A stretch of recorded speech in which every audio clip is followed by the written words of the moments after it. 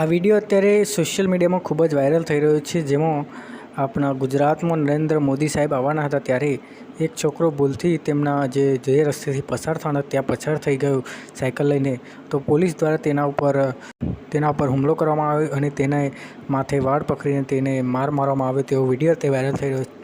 તો એક પોલીસવાળાના લેખે તમે કોમેન્ટમાં જણાવજો કે આવું જે वैलिड है कि नहीं। જોઈએ તે वायरल वीडियो। मेरा नाम राहुल सोनी। राहुल कल क्या हुआ था? मेरा कुछ मालूम नहीं था, मैं उधर जा रहा था आराम से, वो मोदी आ रहेगा तो मालूम नहीं था मेरा, आराम से चौक गया।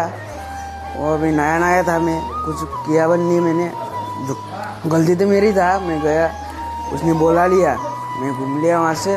वहाँ तो उसने मारा मेरे एक दो जाबड़ी, वो पिया था आराम से, मेरे को बोला साइड में जा, बोला सर मेरा गलती नहीं है, मैं नया नया था, मैं आया गया, मेरे को क्या था मोदी आ रहे बोल के, उसने मार दिया बस।